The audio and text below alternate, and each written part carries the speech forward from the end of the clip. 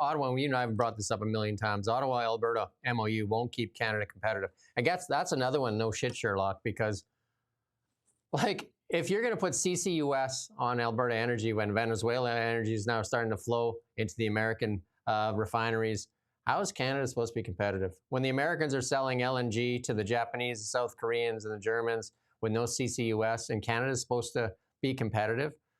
So the MOU does not remove any of those barrier blocking things, right? I mean, that's C-69, C-48, tanker ban still there.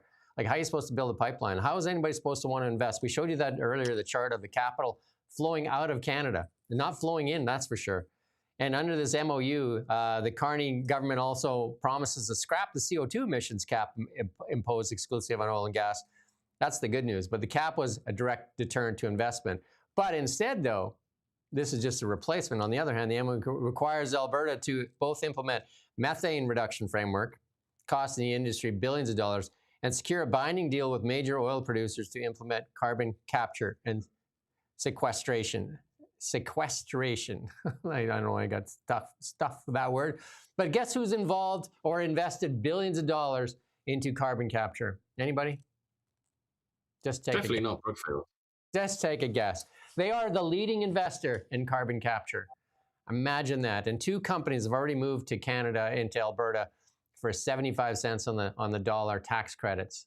Imagine that. So they're going to take your tax dollars to fund their investment in carbon capture, and then they're going to have the ability to tax our energy. And we're supposed to compete with Venezuela. We're supposed to compete with the United States. We're supposed to compete with Iran, Saudi Arabia. They don't do any of this stuff. All the other energy producers in the world don't do this, and Canada's supposed to compete. How? Is the next question.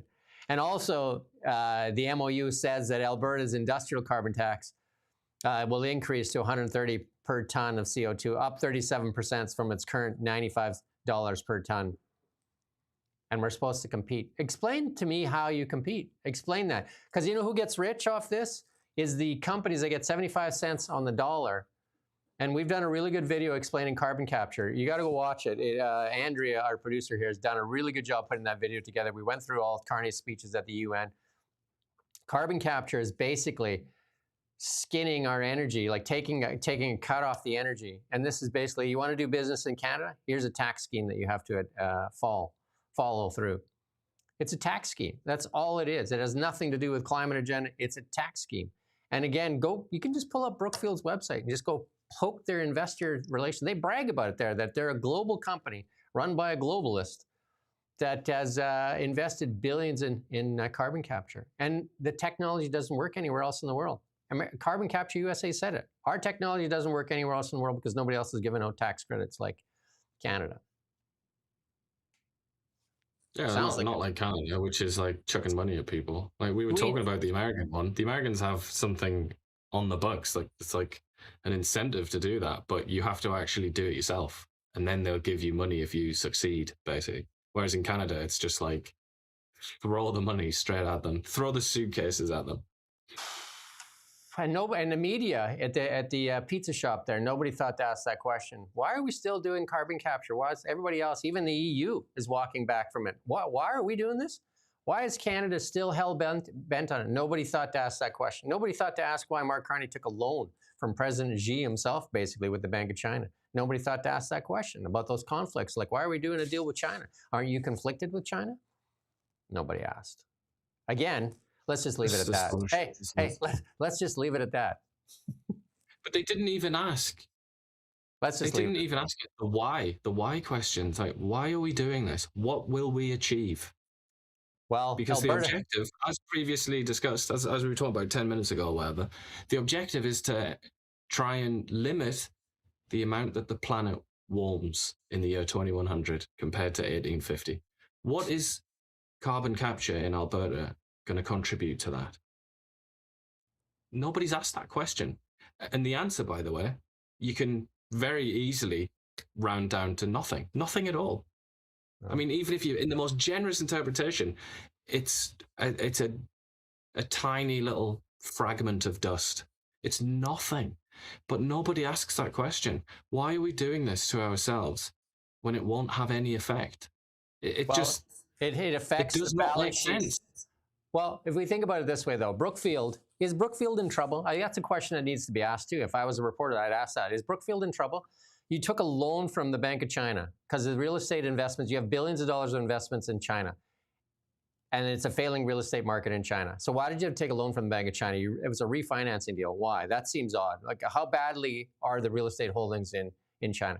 And also, Brookfield has tons of investments in real estate, commercial property in the United States, and have had to give some back because of what's going on with people not working in the offices. So a lot of commercial properties in the United States are failing. So how bad is that? Brookfield's biggest investments are real estate, climate, and also a globalization of financial instruments. All of those things are falling apart. Globalization is dying. Chinese real estate in big trouble. Commercial real estate in the United States in big trouble. And carbon capture basically dead everywhere except Canada. So is Brookfield in trouble? Take a look at their stock chart. So these are the questions that we should be asking. When we do deals, the reporter, the first question should ask, you still owe Brookfield stock options? Is this deal for Brookfield or is this deal for Canada? It seems like a legitimate question. It just seems very like a legitimate question. It's a kind of question. We often contrast the Canadian media with the British media. The British media being as well something that a lot of Canadians actually look up to for some reason, including Mark Carney. He's obsessed with the British media, isn't he? But the British media would ask that question. I also think the British media, like British journalists, have a habit of asking very provocative questions, opening questions to interviews. And I feel like one of those provocative questions might be something like what I think you were maybe slightly hinting at there. Something like, did you leave Brookfield and become Prime Minister so that you could rescue Brookfield from financial trouble? Is that a decision that you made? Did you sit down in a boardroom and speak with your colleagues at Brookfield and it was decided that you would go and be Prime Minister because you thought that you could assist the company? Obviously, that's a very well, the other one is to add to that conspiracy and all the rest of it. But that is the kind of question that you might be asked by a British reporter or even an American reporter. We can't forget our Yankee friends, but you'll never be asked anything like that in Canada. Even us talking about this theoretical, imaginary world where that will be asked, even that's beyond the pale in Canada. It's like, oh my goodness, naughty boys. And don't forget, Brookfield also have billions of dollars in contracts with the Canadian government. Should mention that as well. Not a conflict. Not a conflict. Alberta separatism debate reignites as petition drive reaches Calgary. We got a little clip here showing you what looked like Calgary here. This is the room here in Calgary. It's got music, just turn it off. There we go.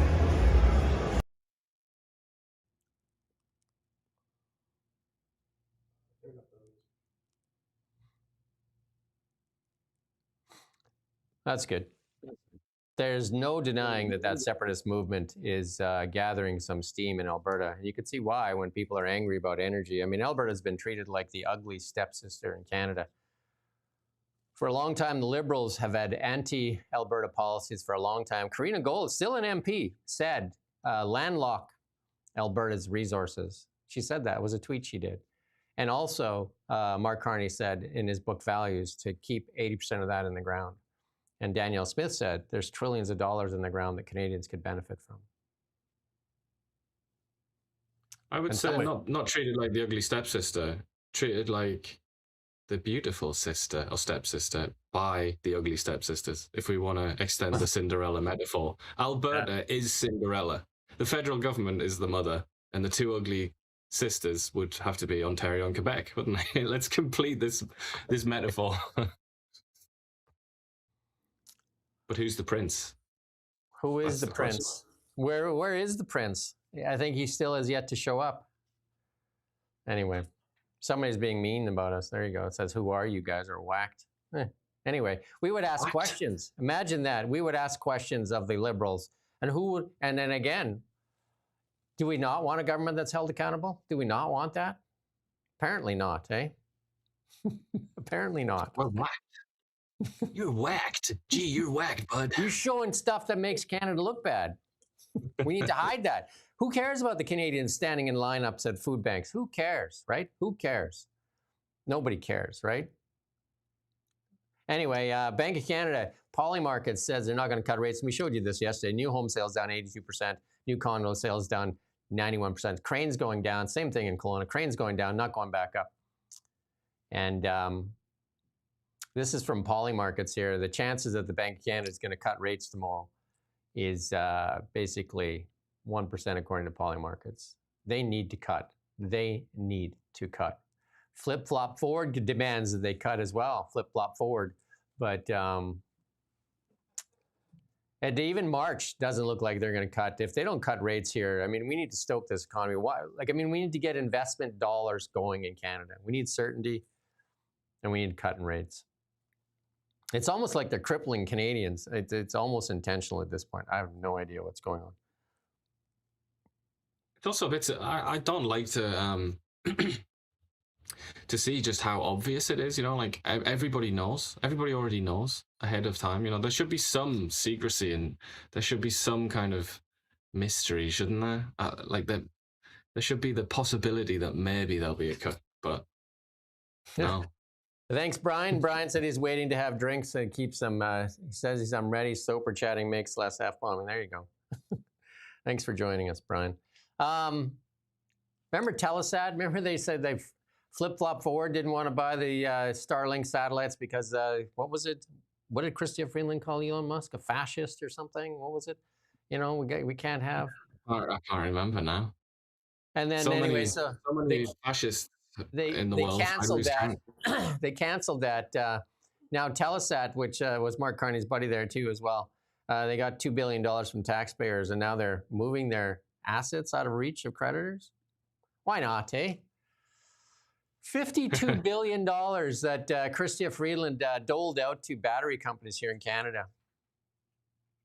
And she's the economic advisor that's going to Ukraine to handle bags of money from Canada, billions and billions of dollars, tens of billions of dollars from Canada that were gifted to Ukraine with no oversight. But Chrystia Freeland will decide where that's spent. And she said in an interview with the Wall Street Journal that Ukraine is now a great country to invest in that's still in a full-scale war with Russia. And also, there's, as we know, anybody that's been trying to keep up with the news lately knows that there's fierce competition for capital now, isn't there? For investment, amazing. Especially for and plus there's no borders for it either. It's being welcomed, especially in the United States. It's wide open doors for it. Yeah, but this rivalry is going on, and we've got a Canadian former minister, one of the most powerful people in Canadian government, who's just left Canada and gone to Ukraine, and now she's trying to drum up investment into Ukraine. If there's a limited amount of investment out there, we have to assume that she's trying to get it for Ukraine, if necessary, at the expense of Canada.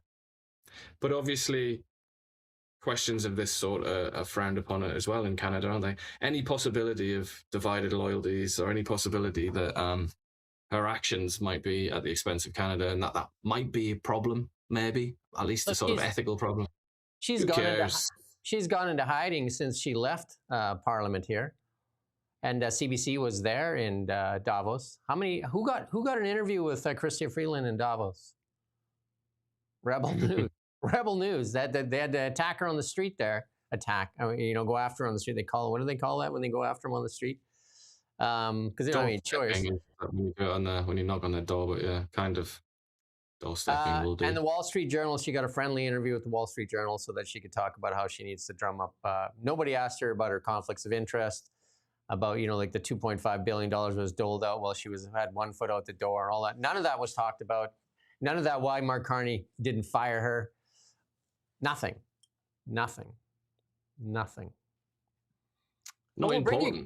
We'll bring you good news when there's good news. And just not a lot of people say we're anti-liberals. Well, I mean, we're just bringing you what there is. And here's some good news. Toyota doubling down their commitment to Ontario with a $1.1 billion investment to produce their new hybrid. Notice it's not an EV. Hybrid, RAV4, because Toyota does a really good job with hybrids. Not so good with EVs. In Woodstock and Cambridge. Yeah. So there you go. I just test drove the new BZ, all-electric EV here. They asked me at Kelowna Toyota to take it out, and I did a test drive. You can go on YouTube and you can find the test drive I did with the EV, the BZ. A little bit of tech news here for you, though. Ron Barron says Tesla will be $10,000 a share in 10 years, thanks to Elon Musk's Optimus. Optimus is coming, and that's what's coming. So we like to bring you a little bit of tech stuff. And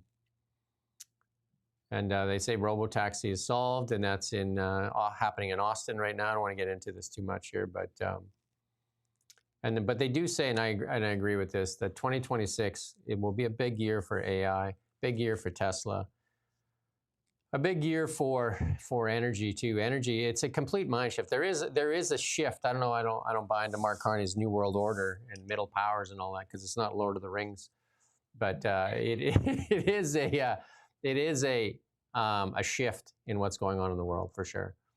Energy is everything. I mean, I think most of the economies now that have been basically, they've watched China rise up with like an all-out energy policy. And if you look at the innovation in look at the innovation in Canada in our cities, and then look at China. Look at what they've done in China. Some of those cities, was it? And I can't remember pronounce some of those cities' names. Shenzhen or whatever. Shenyao. Shenzhen. Just like it's a modern marvel. You're a victim of the pinyin system, which is very stupid. Pinyin is stupid. If there are any Mandarin speakers out there, pinyin is stupid. You know it is. There was an old system called Wade Giles, and it made perfect sense. In Wade Giles, you would be able to pronounce that city every time. Yeah. Anyway, what they've done. Just on the side. And then just if you think about Canada, Canada does not even have a 4-lane highway that crosses its nation. Canada does not have a 4-lane highway all across Canada. Does not have modern train systems. I was just in Tokyo, modern train systems. Canada has so much money beneath its feet. And for some strange reason, we want to open up, according to the Green Party, we want to open up government grocery stores, and then nobody owns real estate. And you know what I mean? Like it's like there's a definite conflict going on here. So you can have richness and prosperity, or you can have record food bank lineups where people are begging for food so that a couple of people can dictate. Because don't forget, every communist regime, and I'm going to tell you this, the socialists, there's some really distinct examples out there. Let's just take a look at East Germany and West Germany. When they cut that line in half, which side did better? West Germany, East Germany? Because that was like one day they were the same. Social solidarity. One day they were the same country. Next day they split it. Which one did better? North Korea, South Korea. Which one is doing better? Do you know what I mean? Those are prime examples. Venezuela, prime example from a prosperous country to 8 million people fleeing. 98% people lost all their money. So I mean, these are all there. Emily, just go take a look. Show us a few examples of where this has worked out. I'd love to see them, because I'd love to see them where they've worked out for the people. They'll have an example in New York City soon. I'm sure that'll be a great success. Yeah, I'm sure it will be.